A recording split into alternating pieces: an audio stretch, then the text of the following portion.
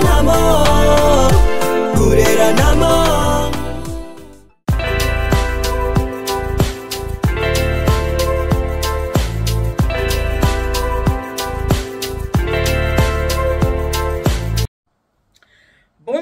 Bonjour. Mbote mingi na mino sito ba bolinga ka maman Eliane Nitu na pesi ba mbote ba ewe abarizenu mavipi malukai moyo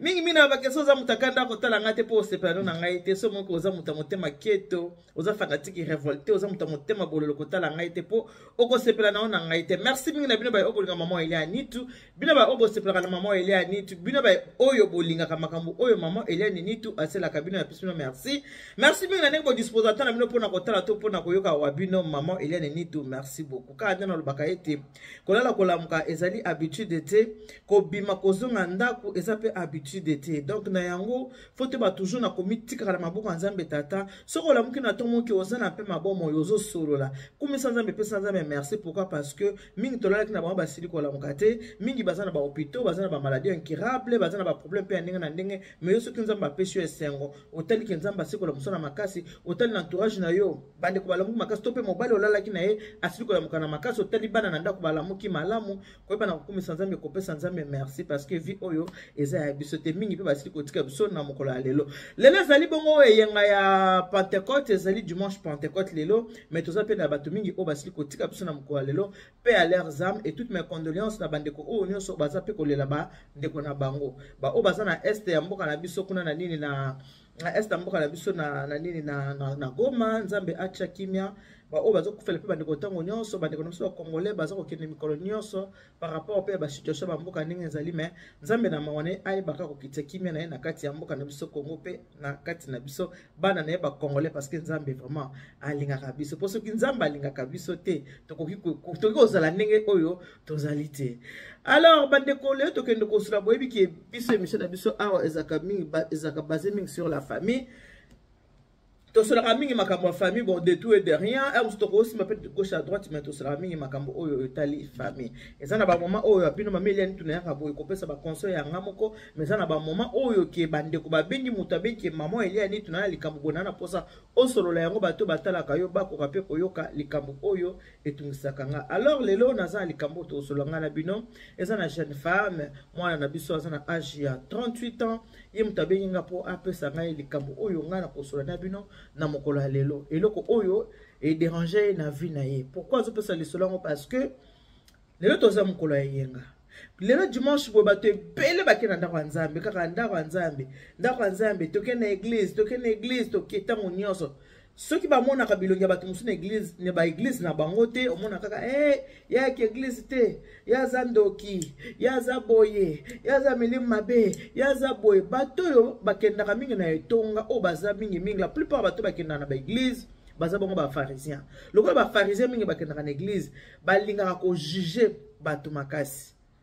Or que mingi yana bandeko o bakendaka na église ake ko tondisa ban accueilli par habitude comment parce que Congolais za mutalinga kolata Congolais linga lata kitoko Congolais mutalo lendo Congolais mutalo fundu Congolais linga kaba mona et pas ya zali ba africain baza ba mona ete non wana za bongo zairwa wana za Congolais linga bon. Alors pour dimanche le keleka nanda ko avandi kaka tete tika na kende na mila kisaba mona nga kenga vraiment na yaki na lataki ba mona ke dimanche lataki robe bleu dimanche kuna lataki ya vert dimanche kuna lataki ya marron dimanche lataki ya orange. C'est ça les Congolais mingi ba utaka nanda kutena but kana ki osambela pona kubungisa motema tim mingi bakenda ka église la plupart ba moni surtout te mais tokolo bata 80% ba Congolais bakenda église bake komila kisa ba mona bango ndenge balati ndenge ba changer ba kabelo donc ainsi de suite. Alors moi na beninga lelo moi na 38 ans a beninga par rapport ya mama leki na ye oyo azape mukambi na iglesia mama leki oyo mutacha mukanda ya mwana na ye po mwana na biso oyo akoka koya na mikili ya poto epai wapi na mboka oyo ya France.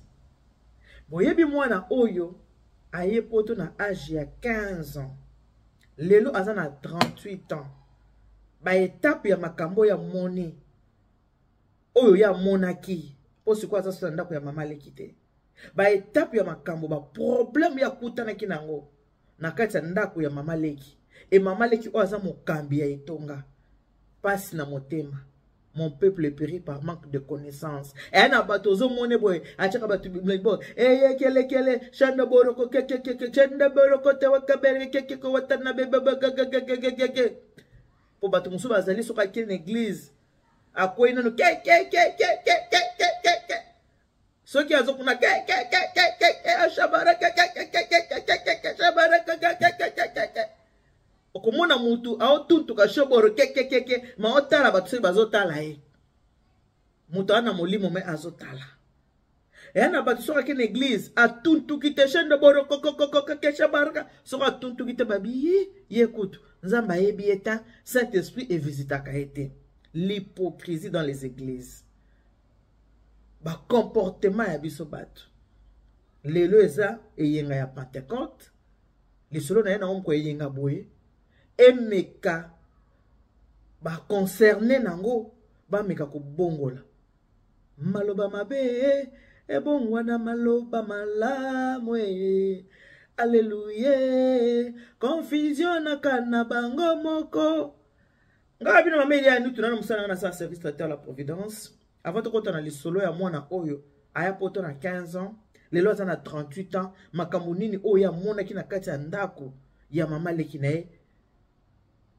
afongoli motema ye na lisolo yango na yeli bino yango mais wabino mameli ya musana na sa service traiteur la providence naza mutu na sa musala événementiel boyebi so za posa ya fête noël ka kitoko ozo balisa okene musika te bengo be mama yeli anito alors to tena service traiteur la providence vraiment bo vanda bo zapete bo yo ka makambo na ko yebisa bino mingi na yebike biso ba mama so za likambo zo concerner biso mabe na biso tolinga te tolinga mabe na biso te muta mukili linga kate la plupart ya bato balinga te basala bango reproche tango azana mabe kati na ye bazo tatsike likambo eza mabe akoma akanda akomi ko yina batu pona nini balobi nanga nzoka balobi kaka bizaleli oyo eza na kati na posa nini obongo la posa nini o changer totana service traiter la providence après te côté en kati lisolo.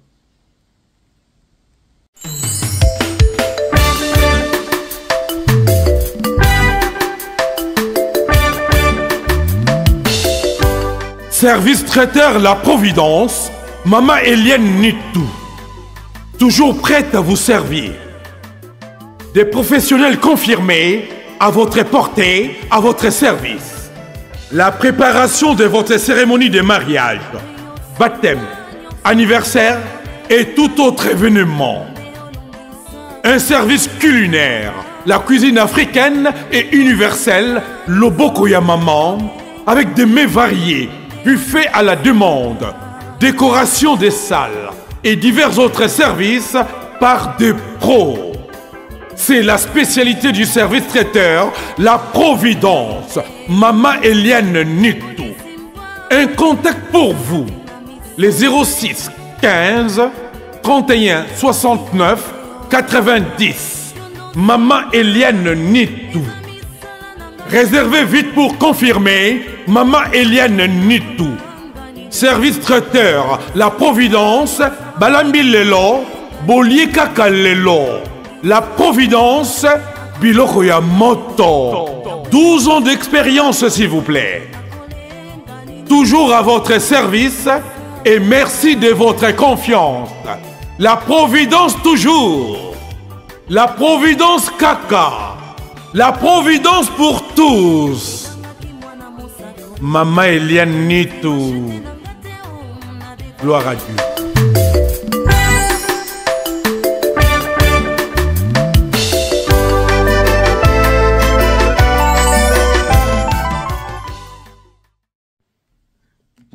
Voilà, on a beaucoup de côté la service traiteur la Providence, ce sont pour ça la fête, nous pour ça mon bangen la fête, quoi hésiter te benga maman il y a ni tout numéro mon nezo le kana eza numéro nanga, soko bengingo kozanga eza pe numéro nanga ya WhatsApp.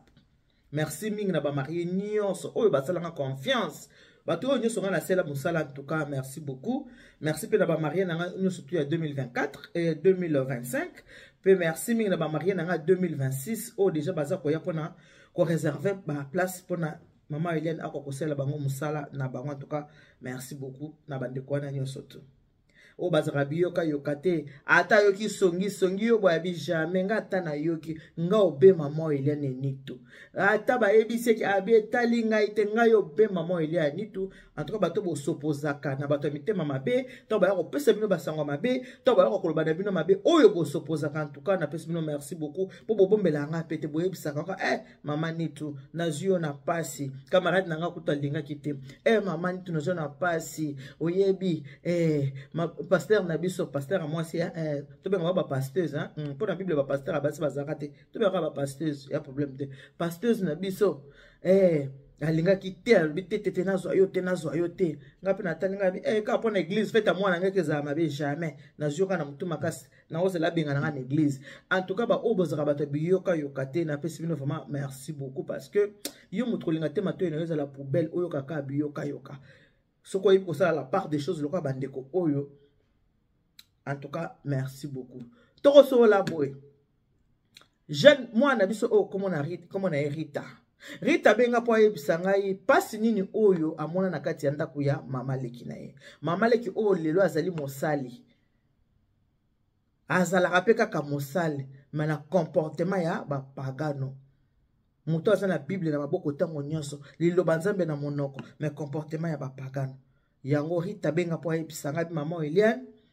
Mama leki abengisanga na poto te kasa chande mukanda ya mwana na bobi à l'époque moi ba 20 ans passé makambo zaki lokolo ezali lote.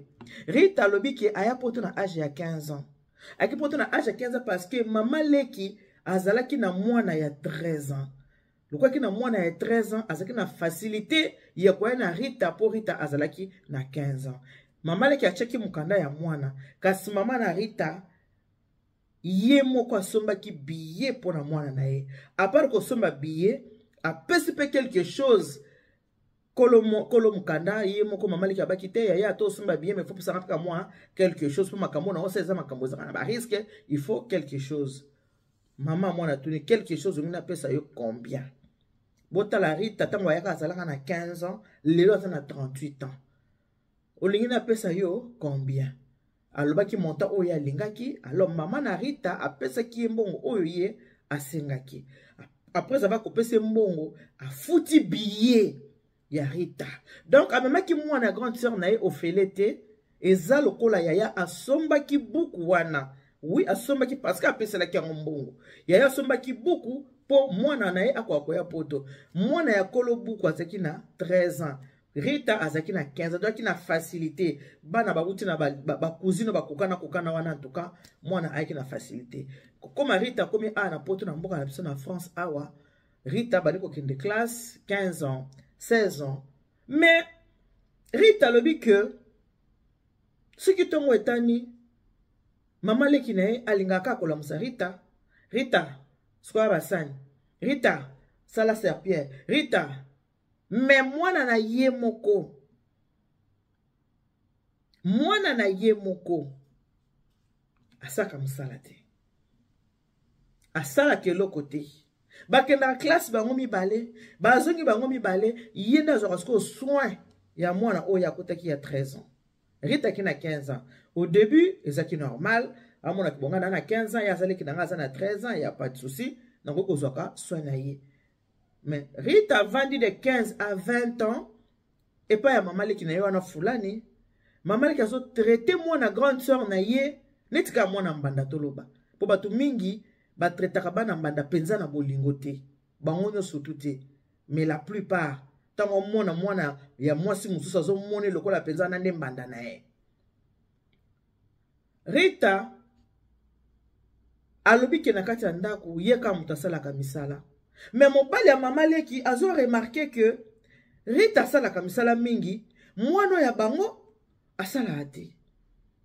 Akomi kosala mwasi na reproche que oh Deborah sakelo te Rita ka mutu asalaka ka Rita mais Deborah ko eba musala ndenge ni so ka Rita mutu osala musala Deborah sata Déborah zane fainéante. Ah, Déborah a mesana na Ruth ma maman na bango.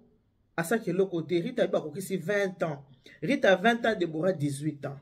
Rita a 22 ans, Déborah 20 ans. Abi moi na 20 ans maman. Aebo lambate.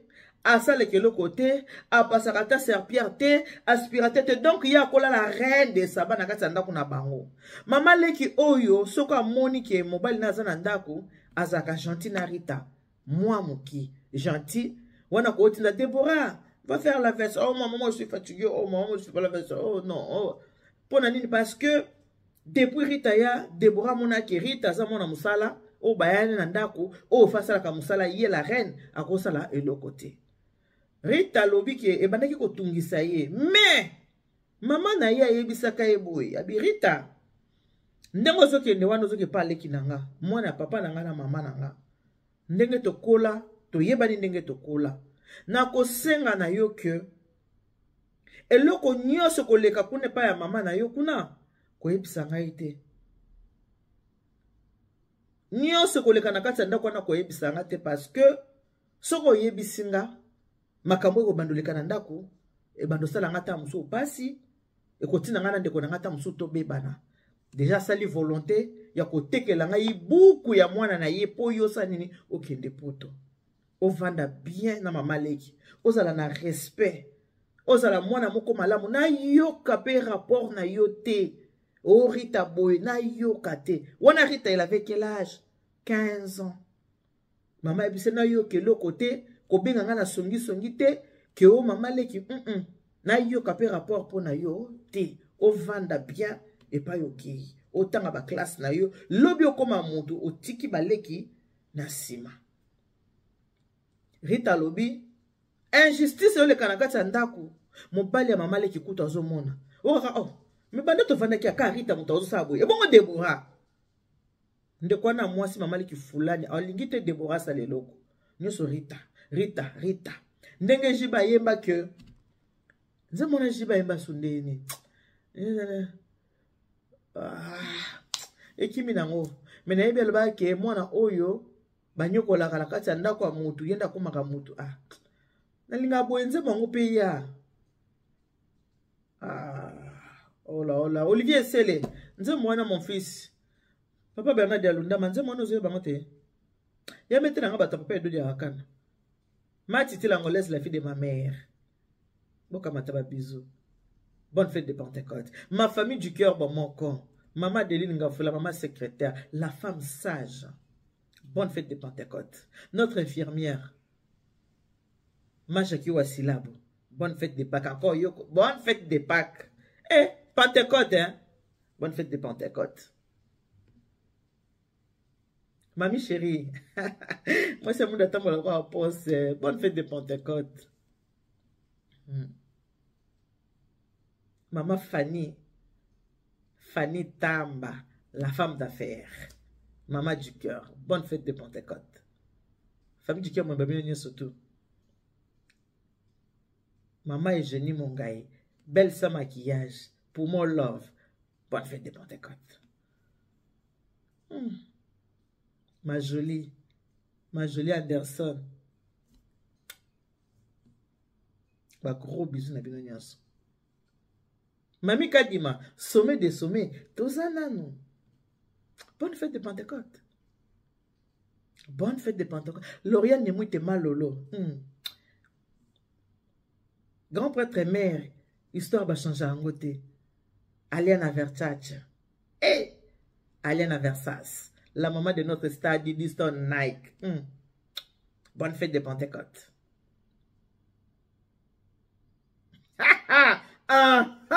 Mingi na ba keso za mutakanda kotala ngate po sepela na yo na ngate so za mbana liboso na osenga na o s'abonner awa na Hélène Nitu TV apoza ba ko s'abonner ou activer cloche de notification pour que o attaquer loko moko te ce qui liki ana kati chaîne na biso et puis ce ko tali émission wana pour ça o commentaire ou commenter mais mingi il faut ko partager et pour ko tchaka j'aime o tali émission c'est pelisi o tchaka musapi j'aime c'est tout ce n'est pas de l'argent que je demande kaka j'aime a pamba ce ko tali o aimer o za besoin o tchaka commentaire o tchaka commentaire.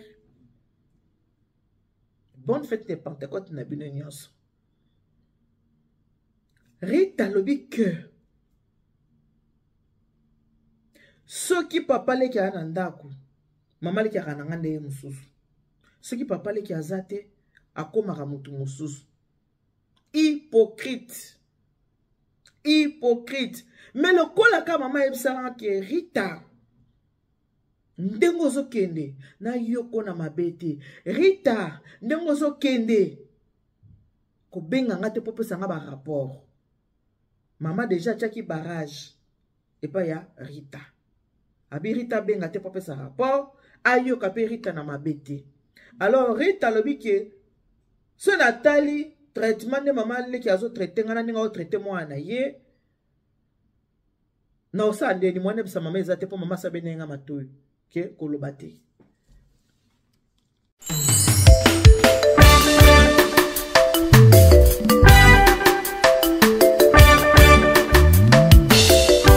Service traiteur La Providence, Maman Eliane Nitou. Toujours prête à vous servir.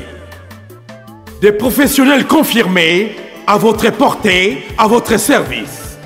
La préparation de votre cérémonie de mariage, baptême, anniversaire et tout autre événement. Un service culinaire, la cuisine africaine et universelle, Loboko ya Maman, avec des mets variés, buffet à la demande, décoration des salles et divers autres services par des pros. C'est la spécialité du service traiteur, la Providence, Maman Eliane Nitou. Un contact pour vous, les 06 15 31 69 90. Maman Eliane Nitou.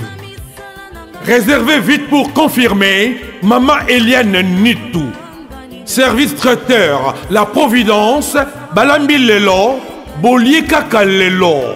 La Providence, Biloko ya Moto. 12 ans d'expérience, s'il vous plaît. Toujours à votre service et merci de votre confiance. La Providence toujours. La Providence Kaka. La Providence pour tous. Maman Eliane Nitou. Gloire à Dieu.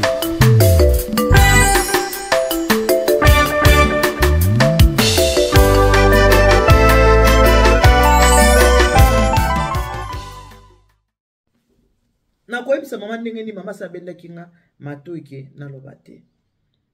Nakokisi 22 ans, 23 ans, 24 ans. Nazu chéri pour asala nene abalanga. Tango Rita zu mobali na âge à 24 ans pour mobali abala aye koyebisa mama leki ke naza wana zui mobali alingi aya ko se présenter mama leki Rita boni ko mwana oyo kana 24 ans oza nango oyo obala Rita bi na silisi classe nazo sala mais 24 ans naza mukolo pona ko bala mama leki boyo mobali ki na âge ne 24 ans naza mwana mukete abi na vanda na ndako mama leki na respecta ye pona maloba ndenge mama loba nanga na tia maloba mama en pratique mais mama il est na sala boye na ndako mama leki na ngai na sala misala nyonso nga makambo nyonso tu ngai Deborah princesse asaki eloko te. Donc c'est 24 ans pona bala nga biti o pesa ezeka mbali bala quand même na osoko noka na mama leki te faut quand même na benga mama na ebisa mama abengi mama ke mama ne nazawa nazu mobali anga sala nini angi abalanga. Alors na cha contact na mobali bosa nini bosolola mama ndimi babanda kosolola ndiko sona mobali to basolola na mobali tout ça mama lobi ke wana kuna mama na yaza wana lokwa mama na ye muta bokolie mama na ya kosala facture albala makamunyo surtout bokozwa kaka nyoso tu kuna mama so bokozwa kuna apesi toujours leki na ye valeur pour azu quand même Rita banda ki na 15 ans ti na âge à 24 ans. Maman leki alobi na Rita, non Rita, okoba na 24 ans, yo faut zela nanu, oba la tana ba 30 ans, Rita abi,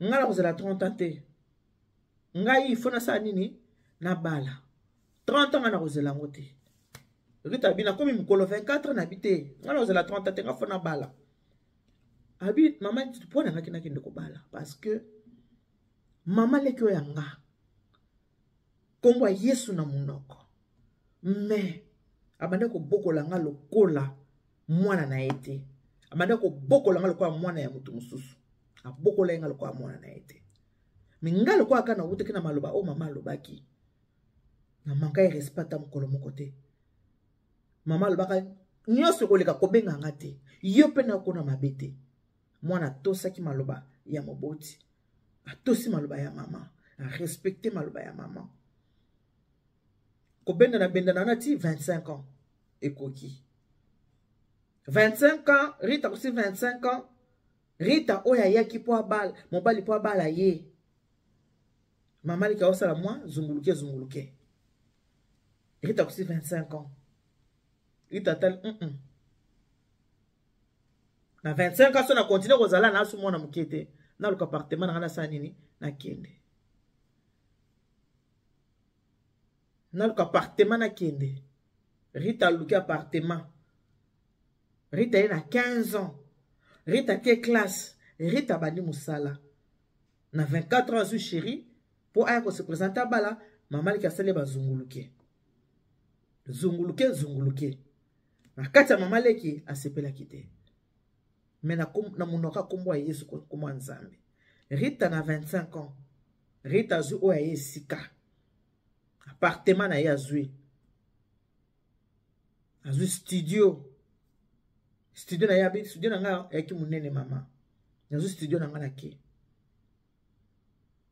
ko kende na kendaki ne melo kwa moyibite na lakaki mama leki papa leki nga na komi mukolo nde naza boye nazwi studio na nga nde na olaka bino boye mpo na osali na okende papa leki abi Rita okende pourquoi yo lobi yaki na mobali obi mobali nga bala yo tusa Rita talika mama leki bongo makambo yango esuki wapi lokola papa leki aza na ye mobali ya mama leki akotaka mingi na makambo ya famille ya bato te yo ka mama leki bongo na 25 ans onde ifa bala ka na 25 ans à cause de la 30 ans presango ya nini mobali na bi bongo na oto balalaki na âge nini moi ça 25 ans on va presser ya nini Rita bonne chance hein puis merci mingi na ndenge bobokolinga merci mingi pour nazaki mwana na kati ya ndako mais là maintenant nde tosola bino boye na poko nga na osani na okende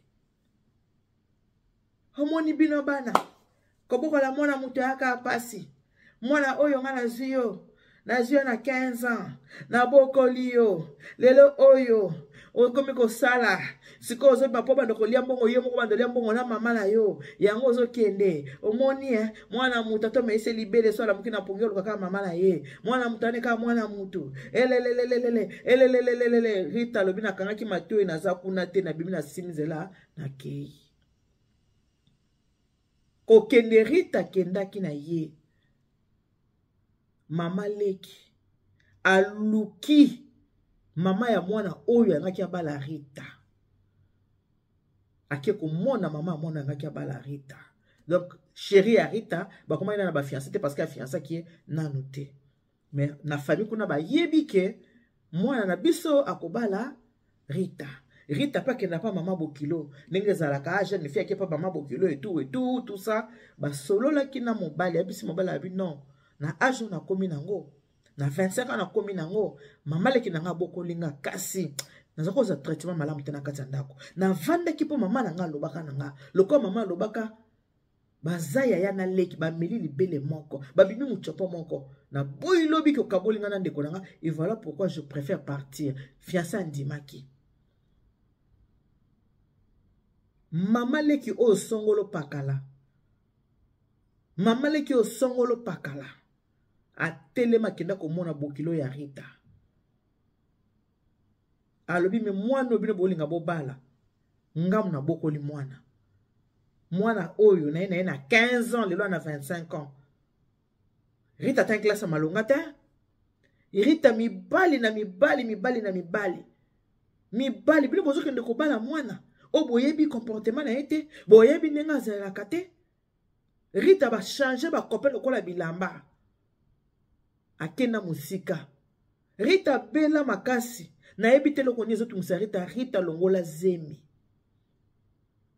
est-ce que moi na makambo nyonso nga na sambelaka na préféré na ko bisabino vérité pona boy lo biso ki bobali Rita so comme na pas problème akobota e koma o to bali seki boy ba ki Rita ninga zana zemi okanga mona kimoko bongo soko longola ebele nga na koyeba ndenge nini o nga na mona ki zaka moko bongo soko longola ebele na boy tan Rita kota ndako na bino libala e koma o Rita zo bota te boy na bo yango na ko prévenir yo mama mobala bi etumba ya solo wana au moni kutu teke mwana mobimba zeli te baya kobala ye a préféré azwa appartement na yakende po za mwana mabe est-ce que mwana malamu azaka bongo mama ta yo moko soko bokoli mwana okolingo belisa mwana ne bananda ko na honneur mais Rita zo sala honneur moko ta Rita changer ba copain ndenga na ndenge Rita kolongola bazemi liboso ba ndenge na zemi e comme kolongola bazemi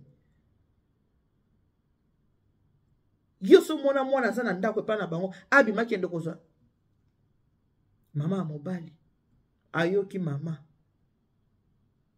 amati pe moto ayebisi mwana ata yo moko mama naza na raison ndenge na akende kobima pa na bango akende kozonda ko banda kofutela balobi pa longola bazemi tango kobala yebi te soka kobota te kolongola zemi c'est très dangereux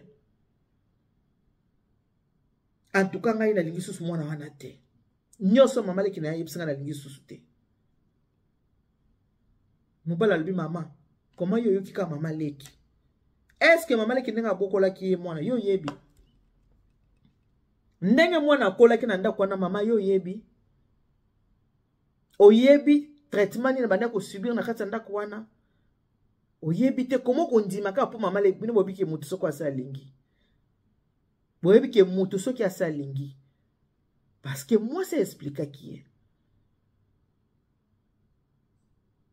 mama wana ye muta benga Rita ayebisi mama leki na wuti awa alobi na nga boye en tout cas pona libala mwana tokozela sikoyo na koki kondima libala te il faut na vana na tana comportement na yo na ndenge mama leki na yo lobi et puis yo ko sonda ko futela so te yo ko bala ndako ko futela c'est que Rita za mwa malamu te mama oyo akoteli mama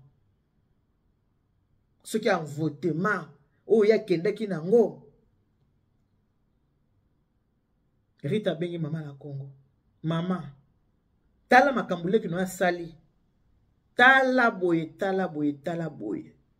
umoni banana banda kokola na kati ya ndako na banda ya koloba na yote Rita funguli siko motema ebisi mama nyonso e banda koleka na kati ya ndako na mama leki na ye nyonso banda koleka na kati ya ndako na mama leki Rita sko ebisi mama su téléphone abengi mama leki leki nanga oyo nyonso mwana yebisi ngai mwana tanga bandaya ko yakuna na benda mwana matoi na lobaki na lingi te sama mamboleka akuna na linga pe na yoka na mabete oyo nyonso mwana yebisi nga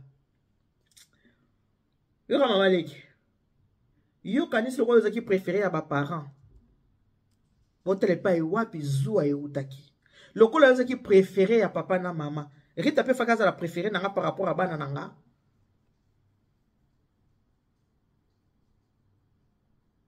lokola yo zalaka préféré ya ba parents ya papa na mama donc Rita pe fakaza la préféré nanga par rapport ya bana nanga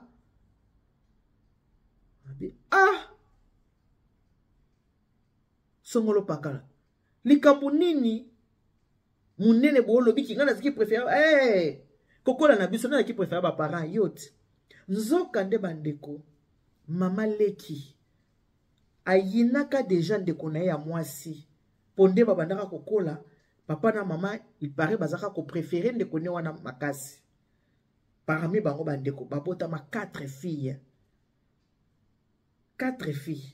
donc grande sœur wana aza mwana liboso te maza ya mibale na kati ya libota yende ba para babane kolinga makasi ye songolo pakala mama leki oyo ayinaka déjà ndeko ne dès le bas âge depuis que bazaka bana mike ayinaka ndeko na ye mukolo ndeko na ya proposaki ye ke na lingi mwana ya kuna voilà tekela ye mukanda ko tekela po apesela kango mbongo apesi mbongo mukanda apesi mbongo abiye andimi ko na mwana me a maltraité mwana ya ndeko na ye mais entre-temps sambela kaka alléluia alléluia amen chende kere bokoko azape na bangagement na etonga na bango na église aza na bangagement mais tala motema ya moto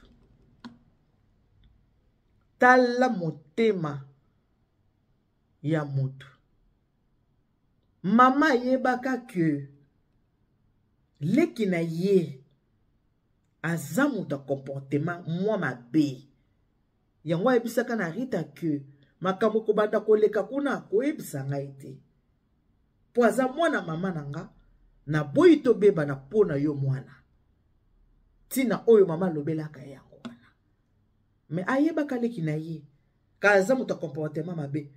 Pourquoi apesaki mwana bokola? Parce que ye mama wana aza moto motema mabe te, a moto akanda te,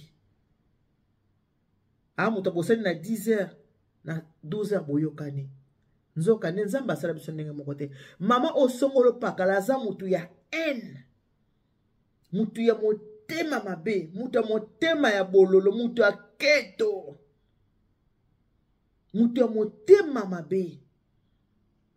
Rita lobi que mama li kaza ko bokole oui mais mbongo bande pe ko wute pa mama na ye bande pe ko tina mbongo so to komi bona hiver atindi mbongo pona bilamba hiver o to komi mama bande ko tina mbongo eloko salaka ke mama apesa mwana pa leki na ye boyebi ko ya poto mwana zaki pe mwana muke moya ko sala ezate ke wakende bo problème à visa lokola ye leki na yazaki na mwana aza na 13 ans yaki na facilité ya kozwa beaucoup ya mwana 13 ans pona ko matisa mwana ya 15 ans mais mukanda somba ki po apesa ki ngombo po ayebisaki ke non ya mukanda mwana il faut pesa nga quelque chose combien na pesa kaka montant oyo lobaka yango ndeko na ye apesa ki juste pour vous dire que boko bota mana mutu tata moko mama moko mais motema toyebani bilongi mais toyebana ka mitema te. Toyebani bilongi toyebani mitema te. Lelo o Rita za ko dénoncer motema mabe ya mama leki. Pourquoi? Parce que mama leki aza mosali mutu ya iglesia.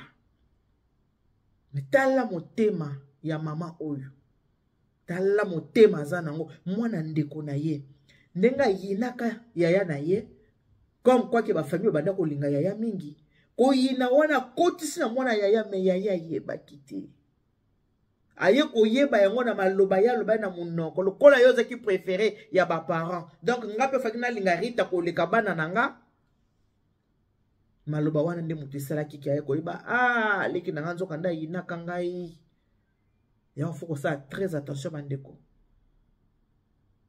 Bosa la attention na bato bakana Bible na maboko tango nyonso ko mwanzambe na munoko ko mwanzambe ko bangonde batu ya haine makasi. Bangonde mingi bato mitema mabe. Mingi bangonde bato mitema mabe batu ya haine, bato ya jalousie. Rita lobi mama. Chérie nanga wana tokabwana ki. Lelo na 38 ans. Na 38 ans nanga naza mère de famille. Na 38 ans nanga mama na lelo na bana misato. Donc bima ki pa mama leki. Yaki lokwa délivrance. Na souffrir trop na bomwana. Na poto mais na souffrir. Nanda kwa mama leki. Jusqu'à quelqu'un ko bomela ngai mobali fala ki balanga. Mama leki ko bomela ngai. Libala mobali fala ki balanga.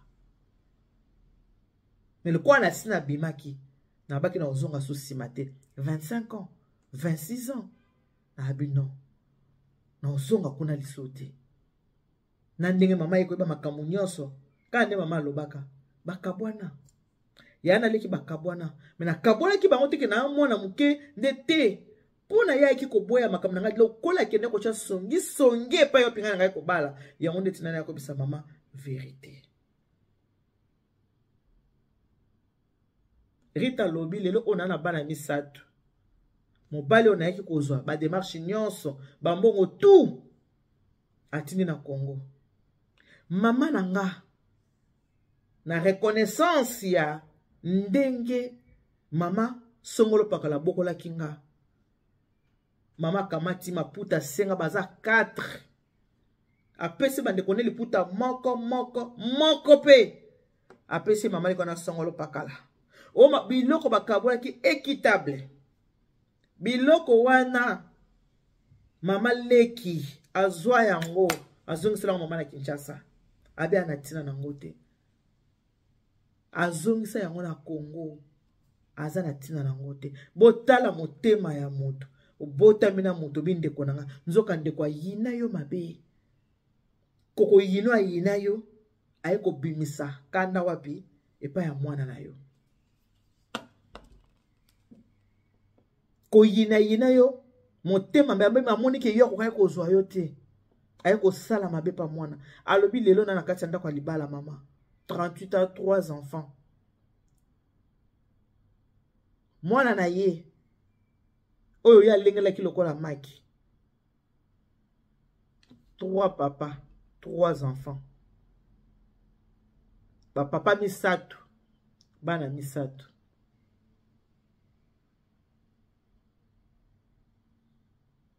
yango wana bandeko soki ozobokola mwana ya moto kozala motema mabe na ye te po toyebaka lobi te kozala motema mabe na mwana moto te Rita abengisa mama na ye na poto aya kobokolela ye bana mama na Rita na poto mama leki songolo pakala alinga komona ndeko na ye te ndeko na ye asali nyonso na reconnaissance obokoli mwana malgré banda kotina mbongo bakutana me bato église na bango bamonaka ye penza mama mosantu mama mokambi mama malamu nzoka na libota ye nde moto mabe koleka bato nyonso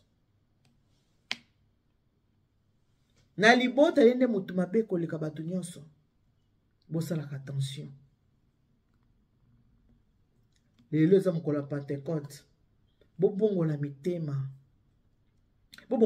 na bino bandeko motema mabe nyonso efuta makao tolobaka oke lola paradis sur terre oyini mwana ndeko na yo oboyi kobalisa mwana ndeko na yo obomi libala mwana ndeko na yo me lokola aza moto alokolo peta atangamaki abala abota bana misato na mobali moko kasi yo Debora obande kolengela asukola sani te Rita komaka mwana mosala na kati ya ndako bala misato batata misato mama na Rita azwi honneur mama songolo paka azwi nini soni la honte motema mabe efuti ye wapi epa ya mwana ye en voulant faire du mal na mwana ya moninga oyo aza mwana grande sœur na ye nzoka mabe wana asali yango ezongeli nde mwana na ye moko mabe oyo ye ase na mwana ya ndeko na ye ezongeli mwana na ye na mokili paradis yango oyo paradis mosusu eza te paradis yango oyo mosusu eza te mabe nyonso tosalaka na se efutamaka awa na se faisons du bien totika kosala na mabe totika kosalaka mabe tosala bolamu so tosali bolamu nde kojustifie biso so tosala mabe nde kojuge biso oza mato ya koyoka ayoka. Bonne fête de Pentecôte. Que Dieu vous bénisse. God bless you. Mungu anubariki tata nzambe kalusaku muna nzamba nibeshene bana betu bonse bipwe. Ya Marie Camille, Madame la Française, elle est née avec la langue française dans sa bouche. Bipwe yango wana. Papi,